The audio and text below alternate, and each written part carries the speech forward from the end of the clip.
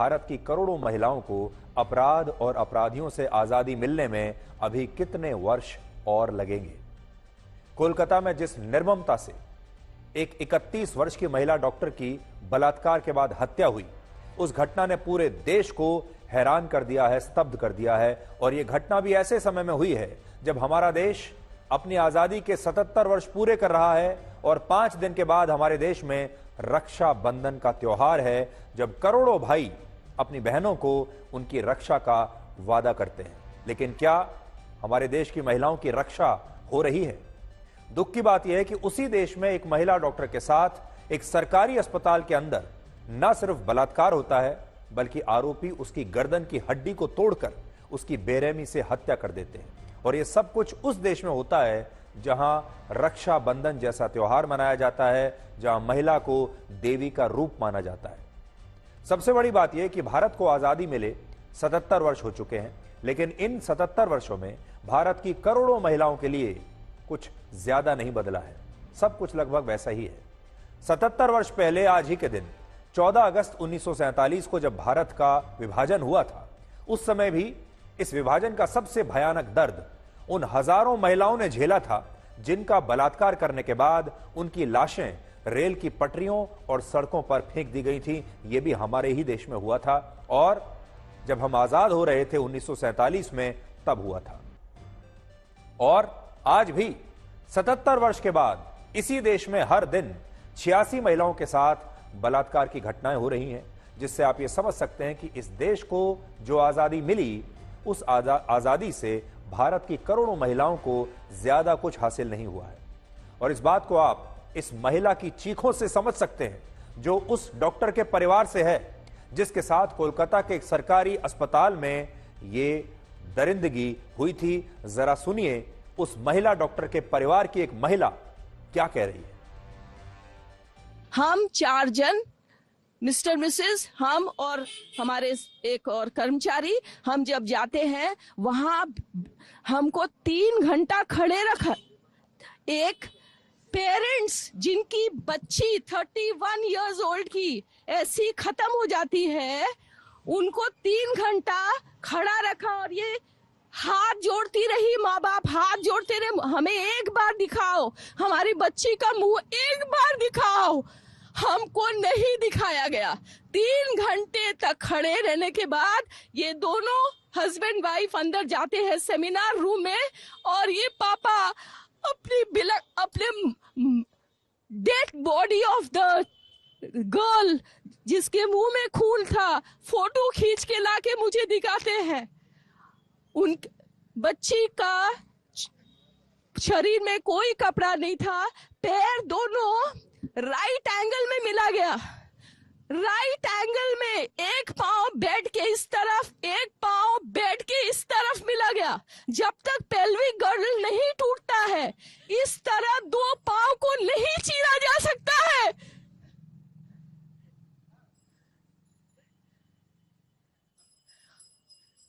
चश्मे को कूटा गया, जिसके वजह से आंखों से खून निकल गया। गले में गला दबाकर मारा गया। और पूरा ये जो मैं बोल रही हूँ, ये पूरा पोस्टमार्टम रिपोर्ट में वायरल हुआ है। आप लोग कृपया देखिए, ये कोई मनगढ़ंत नहीं है। ये महिला जो कह रही है, ये बात सुनने के बाद आज आपको शायद रात को नींद नहीं आएगी। और आप सोचिए, आज भी स्वतंत्रता दिवस की पूर्व संध्या पर, जब 77 वर्ष हो चुके हैं आजाद हुए हमारे देश को, एक आम परिवार को, आम जनता को अपनी बेटी की लाश देखने के लिए भी घंटों तक इंतजार करना पड़ता है। और इस देश की हालत वो है कि अगर आपकी जान पहचान ना हो, अगर आप पैसे वाले नहीं हैं, अगर आपका रसूख नहीं है, अगर आप बड़े बड़े नेताओं को जानते नहीं हैं, आपकी बड़े लोगों से जान पहचान नहीं है, तो आपको अपने बच्चे की लाश भी नहीं मिलेगी। लाश देखने के लिए, अपने बच्चे की लाश लेने के लिए भी आपको घंटों तक लाइन में लगना पड़ेगा, हाथ जोड़ने पड़ेंगे सरकारी अधिकारियों के, तब जाकर आपको आपका यह अधिकार दिया जाएगा। कितने दुख की बात है। और इस महिला ने जो आज बात कही है, असल में ये कितना कड़वा सच है जो आज आपको रात को सोने नहीं देगा। इन चीखों ने आज पूरे देश को निशब्द कर दिया है और आज पूरा देश यही पूछ रहा है कि भारत में अभी और कितनी निर्भया जन्म लेंगी और कितनी महिलाओं के साथ वैसी ही दरिंदगी होगी जैसी निर्भया के साथ हुई थी। 2012 में जब निर्भया कांड हुआ था, तब ऐसा लगा था कि पूरा देश जाग उठा है, पूरे देश के लोग सड़कों पर उतर आए हैं और अब हमारे समाज में कुछ बदलाव होगा, हमारी व्यवस्था में कुछ बदलाव होगा, लोग संवेदनशील हो जाएंगे, महिलाएं सुरक्षित हो जाएंगी। लेकिन 2012 और आज 2024 में भी वही हो रहा है जो निर्भया के साथ देश की राजधानी दिल्ली में हुआ था और अब पश्चिम बंगाल की राजधानी कोलकाता में हो रहा है। और ये सब वो महिलाएं हैं, वो लड़कियां हैं जिन्हें जीने का पूरा अधिकार था। ये भी इसी देश की नागरिक थी। इनके ऊपर भी वही संविधान लागू होता है जो बाकी सब लोगों के ऊपर संविधान लागू होता है। आज यहां एक और सवाल यह है कि हमारे देश का पूरा सिस्टम ऐसा क्यों है कि वो इंसाफ को सिर्फ मजाक बनाकर रख देता है। और कोलकाता की इस घटना में भी बिल्कुल यही हुआ है। इंसाफ दूर दूर तक आपको दिखाई नहीं दे रहा। इस मामले में जब इंसाफ दिलाने के लिए पश्चिम बंगाल की सरकार को और पुलिस को अपनी पूरी ताकत झोंक देनी चाहिए थी, तब उन पर यह आरोप लग रहे हैं कि इस मामले को दबाने की हर संभव कोशिश हुई और यह सिलसिला घटना के बाद से ही शुरू हो गया था, न जाने क्यों। 9 अगस्त को सुबह करीब 7:30 बजे जब अस्पताल के सेमिनार हॉल से इस महिला डॉक्टर का शव बरामद हुआ, तब अस्पताल के मैनेजमेंट ने इसे सबसे पहले आत्महत्या का मामला बताया और पुलिस ने भी अपने पहले बयान में यही कहा कि इस महिला डॉक्टर की मौत का कारण आत्महत्या हो सकता है, यानी इसने खुद ही आत्महत्या कर ली। ये जो आप तस्वीर देख रहे हैं, ये वही सेमिनार हॉल है जहां उस महिला डॉक्टर के साथ बलात्कार हुआ और फिर बाद में उसकी हत्या हुई। यही वो जगह है। जबकि जिस हालात में इस डॉक्टर का शव मिला, उससे यह घटना कहीं से भी आत्महत्या की लग ही नहीं रही थी। हमारे पास उस दिन का एक वीडियो है जिसमें यह साफ दिख रहा है कि इस डॉक्टर के शव पर गहरे चोटों के निशान थे और उसका शव अर्धनग्न हालत में था। लेकिन इसके बावजूद अस्पताल प्रबंधन और पुलिस ने जांच शुरू करने से पहले ही इस घटना को आत्महत्या बताकर इस मामले को एक तरह से दबाने की कोशिश की। इसके अलावा पीड़ित परिवार का आरोप है कि उन्हें भी शुरुआत में यही बताया गया कि उनकी बेटी जिंदा है और उसकी सिर्फ तबीयत खराब हुई है। लेकिन जब इस महिला डॉक्टर के माता पिता अस्पताल पहुंचे तो उन्हें यह कहा गया कि उनकी बेटी ने आत्महत्या कर ली है और पुलिस ने भी इसकी पुष्टि की है।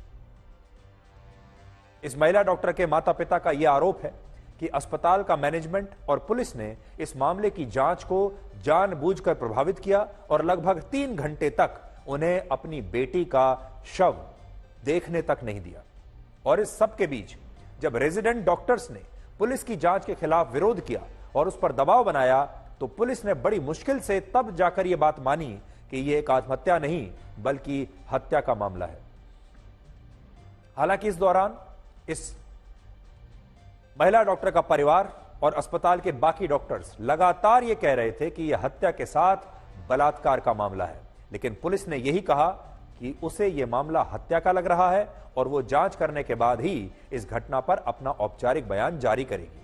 अब सोचिए, पुलिस को यह बात अच्छी तरह से पता थी कि पीड़ित का शव अर्धनग्न हालत में मिला है, उसके शरीर पर चोट के गहरे निशान हैं, लेकिन न तो पुलिस ने शुरुआत में इस घटना को हत्या और बलात्कार का माना और न ही अस्पताल के मैनेजमेंट ने ऐसा कोई बयान दिया। ये सब लोग क्या छिपाने की कोशिश कर रहे थे? दुनिया को बता क्यों नहीं रहे थे कि असली सच क्या है? उस महिला डॉक्टर के माता पिता की हालत देखिए, उन्हें 3 घंटे तक शव देखने के लिए नहीं मिला।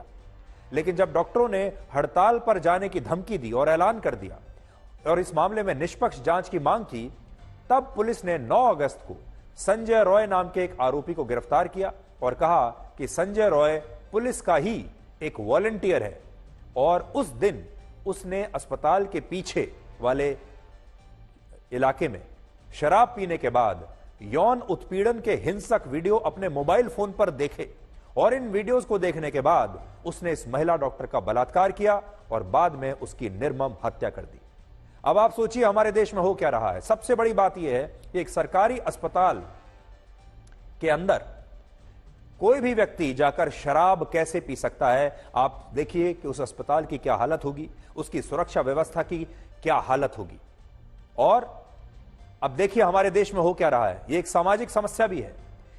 लोग शराब पीते हैं, इस जैसा दरिंदा पहले शराब पीता है, उसके बाद अपने मोबाइल फोन पर हिंसक यौन उत्पीड़न के वीडियो देखता है और वीडियो देखने के बाद बलात्कार करता है और फिर हत्या कर देता है।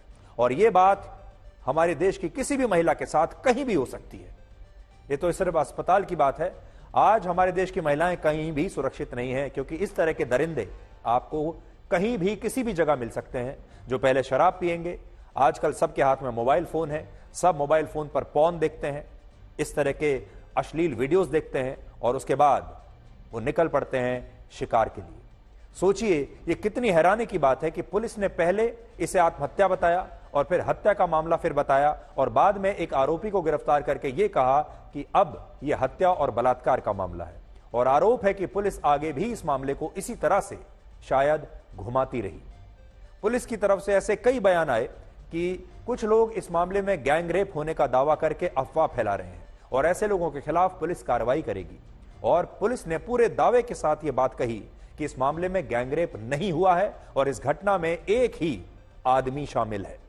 लेकिन अब पोस्टमार्टम की जो रिपोर्ट आई है उसे पढ़ने के बाद भारतीय डॉक्टर संघ के अतिरिक्त महासचिव डॉक्टर सुवर्ण गोस्वामी ने कहा है कि यह रेप और मर्डर का नहीं बल्कि यह गैंग रेप और मर्डर का मामला है और इस घटना में एक से ज्यादा आदमी शामिल थे, जबकि पुलिस अब तक गैंग रेप की बात से लगातार इनकार करती चली आ रही थी। अगर इतना अमाउंट ऑफ सीमेंट अगर वहां से मिला है तो ये जरूर बोलते एक आदमी का काम हो नहीं सकता। इसके और भी आदमी जुड़ा हुआ है। ये गैंग रेप होने का पॉसिबिलिटी ज्यादा है। और तीसरी बात एक है और एक पॉइंट है, पोस्टमार्टम में ये जो पुलिस ने बोलने का कोशिश कर रहा था कि पहले मर्डर फिर रेप हुआ था, ये पोस्टमार्टम रिपोर्ट ने नेगेट कर दिया। ये पोस्टमार्टम रिपोर्ट में क्लियरली उन्होंने मेंशन किया है कि all this happened antemortem, not postmortem. Antemortem means first she was raped and then she was murdered, not the other way around. अब सोचिए जितनी मेहनत इस पूरे मामले को दबाने में हुई, अगर उतनी ही मेहनत इस मामले में इंसाफ दिलाने के लिए हो गई होती तो अब तक सारे आरोपी सलाखों के पीछे होते और पूरे देश को सच अब तक पता चल गया होता। यहां एक और सवाल इस मेडिकल कॉलेज के पूर्व प्रिंसिपल डॉक्टर संदीप घोष को लेकर भी उठ रहा है, जिनसे पुलिस ने पूछताछ करने में न सिर्फ बहुत देर की बल्कि ऐसा लगता है कि उन्हें शुरुआत से ही बचाने की कोशिश हो रही थी। और यह बात कलकत्ता हाईकोर्ट ने भी कही है। अब सुनिए हाईकोर्ट ने क्या कहा। हाईकोर्ट ने कहा कि उसे इस बात से काफी हैरानी है कि इस मामले में डॉक्टर संदीप घोष ने प्रिंसिपल के पद पर रहते हुए पुलिस को कोई शिकायत नहीं दी। क्यों नहीं दी? और जब उन्हें यह पता था कि उनकी एक छात्रा का शव अस्पताल के ही सेमिनार हॉल में अर्धनग्न हालत में मिला है तो उन्होंने इसे आत्महत्या का मामला बताकर इस केस को रफा दफा करने की कोशिश क्यों की? आज इस मेडिकल कॉलेज के प्रिंसिपल से यह सवाल जरूर पूछा जाना चाहिए। और सोचिए अगर यह सवाल हमारे दिमाग में आ सकता है, हाई कोर्ट के जज के दिमाग में आ सकता है, तो क्या यह सवाल पुलिस के दिमाग में नहीं आना चाहिए था? जो इन्वेस्टिगेट कर रहे हैं उनके दिमाग में नहीं आना चाहिए था? वहां जो सरकार है उसके दिमाग में यह सवाल नहीं आना चाहिए था? इससे भी बड़ी बात यह कि शुरुआत में जब पुलिस ने यह मामला दर्ज किया तब इसे एक अननेचुरल डेथ यानी आत्महत्या का मामला माना गया, जबकि सच्चाई यह है कि इस महिला डॉक्टर का शव जिस तरह घायल और अर्धनग्न स्थिति में मिला उसमें आत्महत्या की संभावना तो दूर दूर तक नहीं दिख रही थी, क्योंकि उसकी जो स्थिति थी शव की, ऐसी स्थिति किसी आत्महत्या करने वाले के शव की हो ही नहीं सकती। और मैं आपको बता सकता हूं कि मैंने वो शव एक वीडियो में देखा है और उसे देखकर कोई ये नहीं कह सकता कि इस डॉक्टर ने आत्महत्या की होगी। वो वीडियो ऐसा है कि एक रात नहीं महीनों तक आपको सोने नहीं देगा। और वो वीडियो मैंने देखा। भगवान ना करे कभी किसी के साथ, किसी के बच्चे के साथ ऐसा हो, लेकिन इतनी सी बात ना तो पुलिस को समझ में आई और ना ही अस्पताल के प्रबंधन को समझ में आई। हाई कोर्ट ने साफ शब्दों में कहा कि इस मामले में कुछ तो ऐसा है जो अभी दिखाई नहीं दे रहा और जिसे शायद दबाने की कोशिश हो रही है। और ये बात सही भी लगती है और इसमें सरकार की भूमिका को लेकर सवाल उठ रहे हैं, जिस पर अभी बहुत कम लोगों ने ध्यान दिया है। असल में यह भी आरोप है कि इस घटना को सबसे पहले आत्महत्या का नाम इस मेडिकल कॉलेज के प्रिंसिपल डॉक्टर संदीप घोष ने दिया। ये उनके दिमाग की उपज थी कि इसे आत्महत्या बता दिया जाए। इसके बाद जब पुलिस ने यह कहा कि यह मामला हत्या और रेप का है और उसने आरोपी को भी गिरफ्तार कर लिया, तो संदीप घोष ने यह बयान दिया कि यह महिला डॉक्टर रात को अस्पताल में अकेले क्यों घूम रही थी और इसी के कारण उसके साथ यह बलात्कार हुआ और यह हत्या हुई। सोचिए, कॉलेज का प्रिंसिपल कहता है कि इस महिला डॉक्टर को रात में अकेले अस्पताल में नहीं घूमना चाहिए था। इस बयान पर जब विवाद हुआ तो 12 अगस्त को डॉक्टर संदीप घोष ने अपने प्रिंसिपल के पद से इस्तीफा दे दिया और नियमों के तहत इसके बाद पुलिस को इस प्रिंसिपल से पूछताछ जरूर करनी चाहिए थी, लेकिन ना तो पुलिस ने ऐसा किया और ना ही पश्चिम बंगाल की ममता बनर्जी की सरकार ने इस पर जोर दिया। उल्टा इस्तीफे के सिर्फ 12 घंटे बाद ममता बनर्जी की सरकार ने इस डॉक्टर को एक दूसरे मेडिकल कॉलेज का प्रिंसिपल नियुक्त कर दिया और हाईकोर्ट ने भी कहा कि उसे बड़ी हैरानी है कि जिस प्रिंसिपल को घर बैठना चाहिए था उसे घर बैठा देना चाहिए था और पुलिस को उससे पूछताछ करनी चाहिए थी, उस प्रिंसिपल को इस्तीफे के बाद सरकार की तरफ से एक तरीके से इनाम दिया गया और यह मेहरबानी कई सवाल खड़े करती है। यानी कुछ ही घंटों में, कुछ ही दिनों में उसे दूसरी जगह नियुक्त कर दिया गया। यहां दो बातें नोट करने वाली हैं।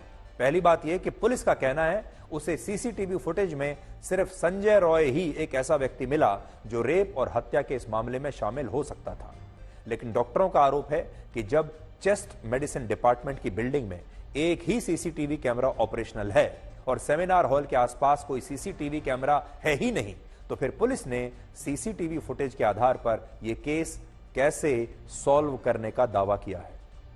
और आप तो जानते हैं हमारे देश में वैसे तो हर जगह सीसीटीवी कैमरे लगे होते हैं, लेकिन जहां अपराध होता है वहां पर अक्सर सीसीटीवी कैमरे या तो लगे ही नहीं होते और या फिर वो काम नहीं कर रहे होते। और इतने बड़े अस्पताल में, इतने बड़े मेडिकल कॉलेज में भी आप सोचिए, ऐसे बहुत सारे इलाके हैं, बहुत सारी जगहें हैं जहां पर सीसीटीवी कैमरा था ही नहीं और अगर था भी तो ऑपरेशनल नहीं था। इससे आप हमारे देश के कॉलेजों की और अस्पतालों की स्थिति को समझ सकते हैं।